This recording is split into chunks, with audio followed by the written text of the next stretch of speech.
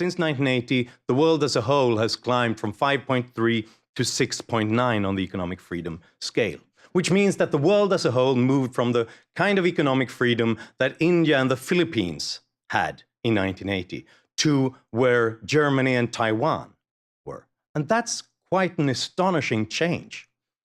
It's a rapid liberalization that the world has gone through, and it has led to quite remarkable results as well. Incredible achievements. It took mankind around 100,000 years to achieve the GDP per capita of 1980. But it only took 30 years to double that level. That's the rate of increase in human living standards. During that period, more than 700 million people left extreme poverty as measured by the World Bank, which means that for every column in the economic freedom report, for every year when you look at the chain-linked index, you can see that around 24 million people are lifted out of extreme poverty. For every year, every column. And that happened the quickest in the countries that liberalized the most. It's very easy to see that kind of correlation when we have reports like this. And this is remarkable, and we have to step back once in a while and think of that development on this historical scale. In a way, it's even larger than the Industrial Revolution that lifted the Western world. Because what was the Industrial Revolution? That was 200 million people increasing their average income, doubling the average income in about 60 years. Today, countries like China and India have done the same for 2 billion people in a bit more than 10 years. So 10 times more people in a fifth of the time. In a way, that's 50 times bigger than the Industrial Revolution. And how that changes living standards, how that is building now a middle class around the world that's not content with the old systems is quite remarkable and will have an astonishing effect, I think, on the world, on us, on culture, on the future of democracy. And it has been connected so far to other freedoms as well. As one of the researchers in this segment said, people who see this economic liberalization, they don't thank their dictators, they say goodbye. And they move on, because now they deserve something more. Now they demand something more.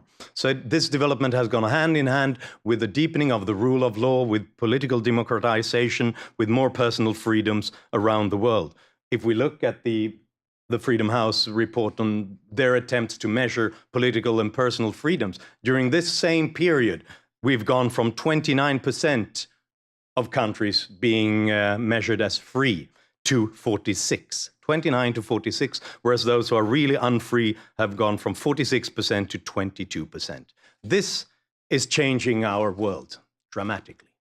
But it also means that we have new threats in new disguises all over the world. And let me just mention three that we have to think about as we move on in the world when we try to discuss and defend economic freedom. The first risk is that they might repeat our mistakes. It's very easy as you get richer to turn your back to the well and take the wealth, the development for granted, and forget about the sources in human ingenuity, in entrepreneurship, in economic freedom, and begin to promise away the wealth that you see all around yourself to build entitlement states and welfare states that build up more debts than they can really handle. That's the first problem. They might repeat our mistakes. But there is also a risk that we might repeat their mistakes. Over the last few years, we've seen a change in attitudes to state capitalism in the Western world. As other countries are converging, as low and middle income countries are growing more rapidly than we do, some people begin to think that, look at their state-led industrial models, their state-owned enterprises, their state capitalism, and think that this might be something that we have to learn from. We have to be more active when it comes to industrial policy, picking winners in different sectors, and helping the businesses that aren't thriving with subsidies and other areas. And therefore, it's incredibly important to look at the different aspects of economic freedom. It's incredibly important to look at what sectors are being opened up and in which sectors do we have this kind of state intervention. And it's very easy to see that these countries benefit and prosper in the various sectors that have been opened up.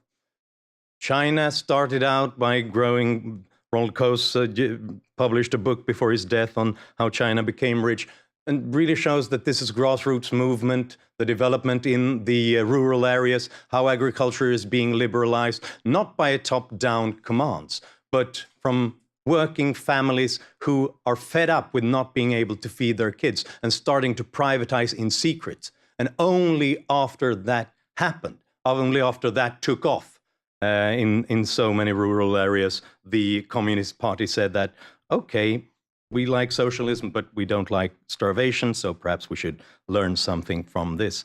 And this is the case in most countries where we look, whereas the state-owned enterprises are on a regular basis destroying capital. Yes, they can grow fast. Yes, they can become national champions since they have access to cheap credit, to subsidies and a lot of privilege, but they are not the ones who build up these countries and accomplish the growth and the wealth creation that makes up the wonders over there. So that's something that we must keep in mind. The third risk in the future is that the growing strength of other countries, of other parts of the world that we use to consider the periphery of the world, might result in hostile reactions in fear on our part, because we're not used to this world. It's a kind of Copernican revolution where we begin to realize that we are not the center of the universe. And if we don't understand how that came about, how we can prosper from that and adapt our institutions accordingly, well, then the easiest reaction is to fear this. And fear is very dangerous because it paralyzes your brain. And it activates a lot of fear and flight responses. The flight response being flee away from the global economy and increase not just active industrial policy, but protectionism.